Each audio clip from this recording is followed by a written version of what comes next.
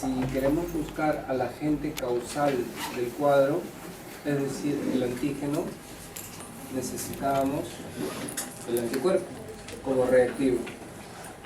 Por el contrario, si queremos buscar el anticuerpo, lo que necesitamos es el antígeno. ¿Sí? De esa manera sencilla se define lo que hacemos en el laboratorio. Pero si nos ponemos a pensar, lo que estamos buscando nosotros es completar la reacción antígeno-anticuerpo. Habían características de los antígenos, habían características de los anticuerpos, pero estos anticuerpos necesariamente para poder actuar tenían que unirse al antígeno.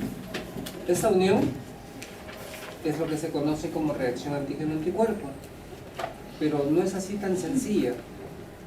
Nosotros necesitamos no solamente que se dé la reacción antígeno-anticuerpo, sino también evidenciarla, porque algunas veces se da la reacción pero no vemos nada, y eso no nos sirve. Si hablamos de análisis clínicos, tenemos que visualizarlo. Entonces lo que vamos a hacer ahora es las diferentes formas en que estas reacciones antígeno-anticuerpo vamos a poder visualizarlas. ¿Sí? Lo que se conoce como técnicas pruebas de reacción antígeno-anticuerpo. Recuerden ustedes que el antígeno, si bien es cierto, es el que induce la formación de anticuerpos, realmente lo que se va a unir al anticuerpo es una fracción del antígeno, lo que se llamaba determinante antigénico o epítope, ¿no es cierto? Pocas veces es todo el antígeno, pocas veces. De igual manera, en el caso del anticuerpo, la parte que se une a ese antígeno es lo que se conoce como parátopo, es la región variable, si ustedes recuerdan.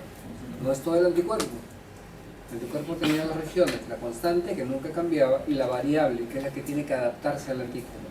Bien, es esa región, el parátopo, lo que se une al antígeno, al determinante antigénico. Y es ahí donde se da esa reacción antígeno-anticuerpo. Hay características de esta reacción antígeno-anticuerpo. Uno, es reversible.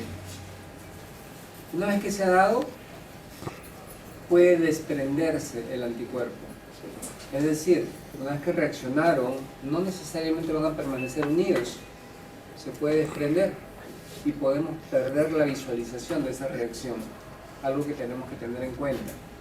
¿Sí? Y esa unión, esa permanencia, el que dependan unidos, va a depender mucho de la fuerza con que se unan y el grado en que se adapten. Si ustedes se acuerdan, decíamos, si mi antígeno es así, mi anticuerpo tendrá que ser así. Si mi antígeno es así, mi anticuerpo tendrá que ser así.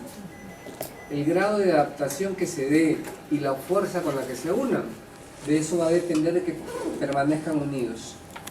Si esto nos falla, se pueden desprender y perdemos la reacción antígeno-anticuerpo.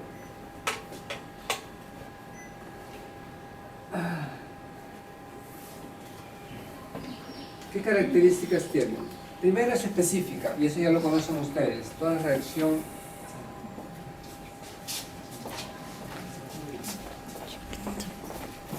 es específica. La reacción antígeno-anticuerpo es específica. Un anticuerpo reacciona únicamente para el antígeno para el cual se formó. Y eso ya lo conocemos bien. ¿Sí? Ya lo mencionamos, es reversible. Y aquí recordamos un poco las reacciones enzimáticas, muy conocidas por ustedes. ¿De acuerdo? Tienen características. Depende del pH. Si el pH no es el adecuado, no va a haber reacción antígeno-anticuerpo. Podrá estar presente el antígeno, podrá estar presente el anticuerpo, sí, pero si el pH no es el adecuado, entonces no se va a dar la reacción antígeno-anticuerpo. Y algunas veces cuando hacemos ciertas pruebas tenemos que modificar ese pH para llevarlo al adecuado. La temperatura, muy importante. La temperatura muy importante. La mayor parte de reacciones antígeno-anticuerpo se dan a 37 grados, tal como las enzimas, la mayor parte. Hay que entender, los anticuerpos pueden variar, Algunas veces tenemos lo que se llaman anticuerpos fríos. Esos anticuerpos no reaccionan a esa temperatura. Si realizamos la prueba con la temperatura del laboratorio, no nos va a servir. ¿Qué tenemos que hacer? Meterla al refrigerador. Y recién en el refrigerador podremos visualizar esa reacción antígeno-anticuerpo. Otro punto importante, la temperatura. Y la fuerza iónica. ¿Qué significa reacción antígeno-anticuerpo? Antígeno, anticuerpo. Y tienen que unirse, ¿no es cierto? Pero si ustedes recuerdan, algunas veces hay fuerzas de repulsión. ¿Alguien recuerda esa fuerza de repulsión? Y fuerzas de atracción. Potencial Z, por ejemplo, una de ellas, que son las fuerzas de repulsión, y tenemos las fuerzas de Van der Waals, que son las de atracción, ¿no es cierto? Esas algunas veces van a impedir la reacción antígeno-anticuerpo. Cuando hacíamos grupo sanguíneo, la prueba en tubo, la parte final, antes de la lectura, hacíamos un centrifugado. Nadie preguntó, ¿por qué centrifugamos? Se suponía que si está el antígeno y está el anticuerpo deberían reaccionar, ¿cierto? Y tendríamos que visualizarlo simplemente. Pero le decíamos, la técnica lo describe.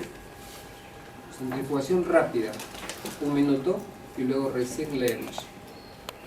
En ese momento nadie preguntaba, ¿y por qué centrifugamos?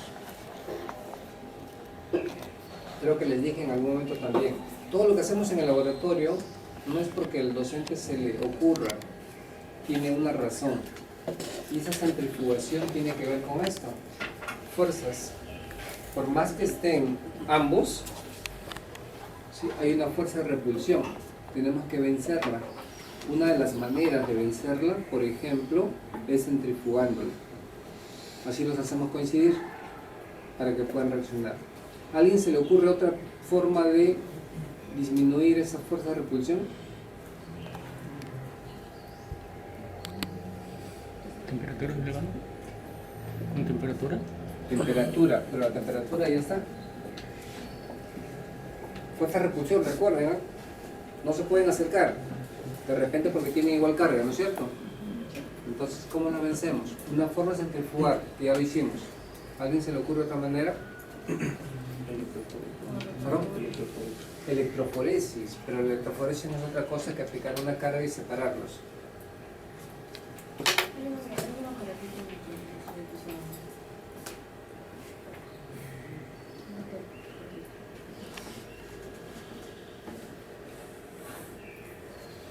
A ver, análisis 1, los ayudo. ¿Se acuerdan cuando en análisis 1 vimos velocidad de sedimentación?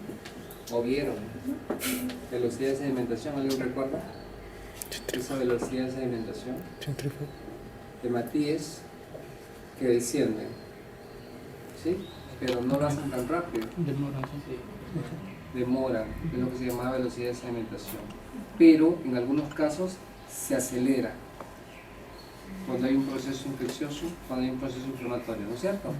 La velocidad de sedimentación nos servía para eso, para evidenciar un proceso inflamatorio. Pero ¿y por qué caían más rápido? ¿Por qué aumentaba la velocidad de sedimentación? Porque había más densidad, pero si para densidad simplemente los dejo para que caigan. Más cantidad de hematocritos. Más cantidad de hematocrito, mayor cantidad de hematíes. Pero si hay mayor cantidad de hematíes van a caer más lento.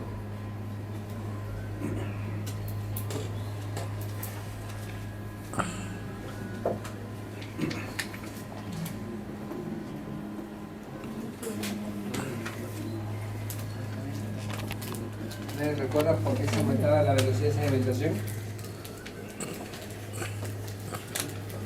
Ese procedimiento es muy sencillo, velocidad de sedimentación, proceso inflamatorio, aumento de fibrinógeno. Y ese fibrinógeno, esa macromolécula, era la que rompía el potencial Z. Y al romper el potencial Z, caían los hematíes. ¿Sí? Velocidad de sedimentación aumentada. Eso mismo podemos aplicar acá. Si como parte del lavado colocamos una solución de alto peso molecular, como por ejemplo albúmina, entonces rompemos ese potencial y se juntan antígeno y anticuerpo, y entonces ahora sí reaccionarían más fácilmente. Algunas veces como parte de la estrategia de la prueba, le agregamos albúmina. En la práctica utilizamos albúmina bovina, ¿bien? Pero esa es la razón de ponerles albúmina. Entonces, esas características son importantes. Si esas características no se respetan, no vamos a tener reacción antígeno-anticuerpo.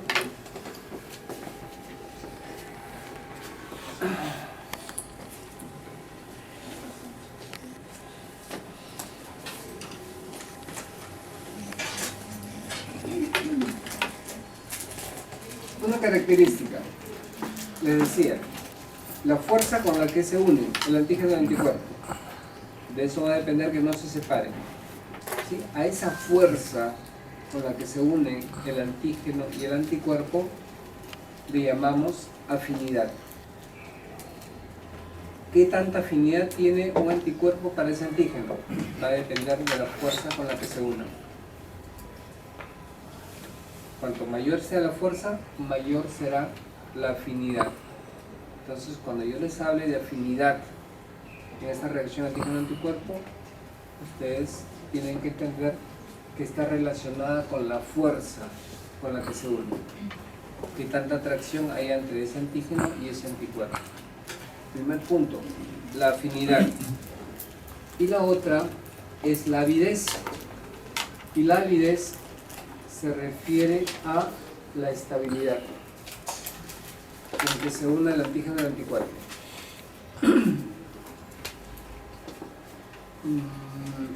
Ustedes dirán, avidez, estabilidad. ¿Se acuerdan ustedes que un anticuerpo tiene o es divalente? ¿A qué se refería eso? Tú cargas.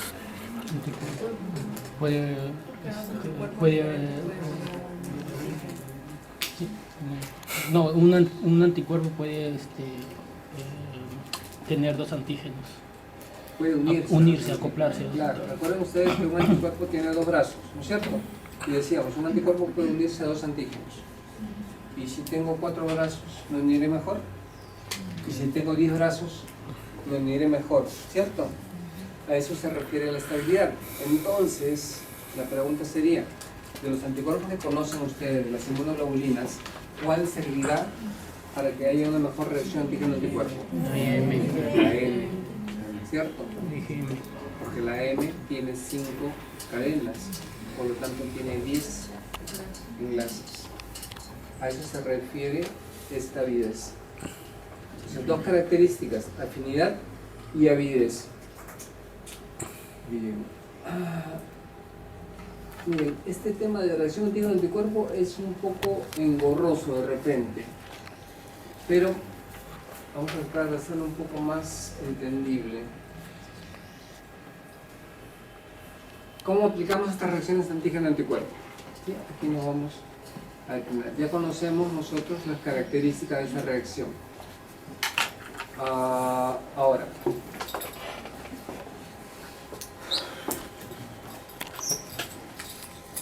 nuevamente, reacción antígeno-anticuerpo, en análisis clínicos la idea es visualizarla, no solamente que se dé, eso tenemos que entenderlo. ¿Sí? La idea es visualizar la reacción. Si no la vemos, de nada sirve que se haya dado la reacción antígeno-anticuerpo, no podemos hacer el diagnóstico. Entonces aquí vienen todas las estrategias que vamos a emplear nosotros para visualizarlo, lo que se conoce como técnicas. La reacción vamos a aplicarla ahora a una técnica. Si se da una reacción antígeno-anticuerpo, a ver,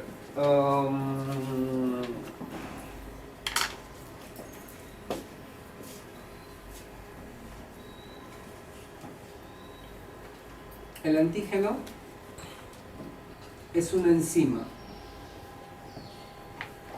¿de acuerdo?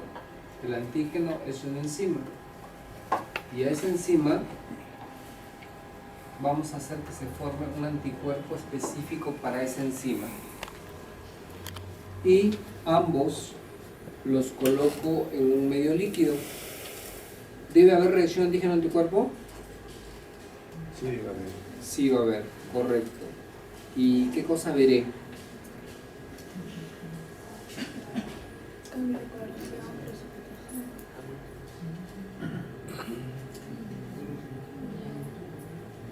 ¿Qué cosa veré? Aglutinación. Tengo la enzima y tengo su anticuerpo y los coloco en un medio líquido. ¿Van a reaccionar? Sí. Muy bien. ¿Qué cosa es lo que podré observar ahí? Imaginen, tienen el tubo. Sedimentación.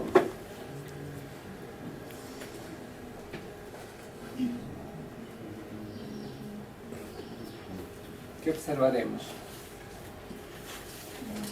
Puede ser cambio de color del medio. Cambio de color del medio. Ya, cambio de color del medio. Porque su compañero dice aglutinación. ¿Alguna otra idea?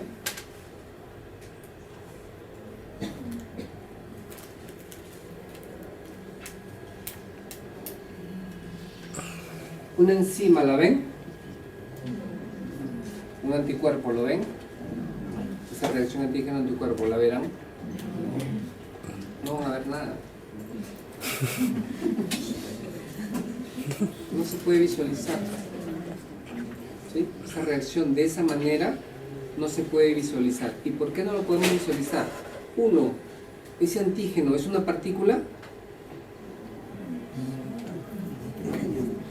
Partícula, seguro, es una enzima. Y una enzima es una proteína, hasta donde yo recuerdo, no. Entonces no es una partícula. O sea, no es particulado ese antígeno. Es soluble, ¿cierto? El anticuerpo, lógicamente, también es una proteína soluble. ¿Puedo visualizarlos? No, no los puedo ver. Se ha dado la reacción, pero no los puedo ver. Entonces la idea ahora es cómo hacer que esa reacción sea visible. ¿Cómo hacemos que la reacción sea visible? Una de las maneras en que se hacía visible esta reacción era la siguiente. Es una prueba bastante antigua, pero así se hacía. Si yo tomo un capilar, ustedes conocen los capilares, y en ese capilar hago ingresar el antígeno y luego hago ingresar el anticuerpo, los mezclo y sello este extremo y lo dejo en esa posición. Lo dejo 24 horas. ¿Qué sucederá? Se formó la reacción antígeno-anticuerpo, ¿cierto? Pero no la visualizábamos. Pero esa reacción antígeno-anticuerpo, con este tiempo que está transcurriendo, esos complejos que se han formado tienden a caer. Y al caer, van a acumularse acá. ¿Qué sucedió? Precipitaron. ¿No es cierto? Cuanto más grande sea el precipitado, habrá una mayor proporción de la reacción antígeno-anticuerpo. Cuanto menor sea ese precipitado, habrá menor cantidad de reacción antígeno-anticuerpo. Y de esa manera se medía, así tan rústico como les estoy comentando, así se medía. ¿Sí? Habrá una regla y medían qué cantidad había de precipitado. ¿Bien? Así medían las proteínas cuando buscaban una reacción antígeno-anticuerpo.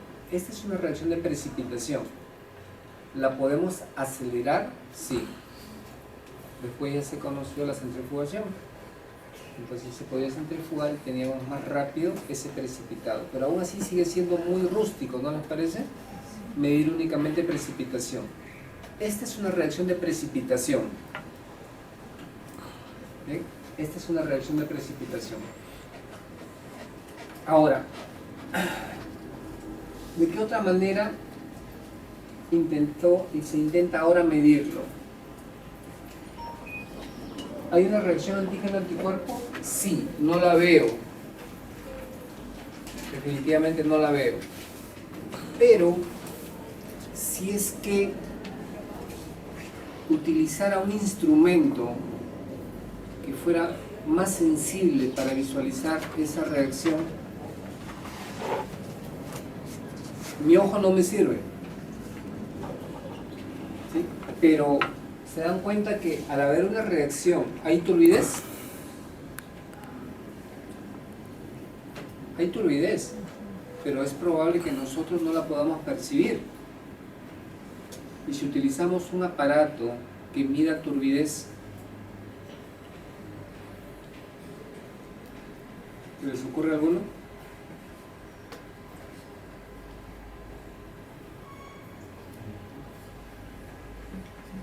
¿No hay?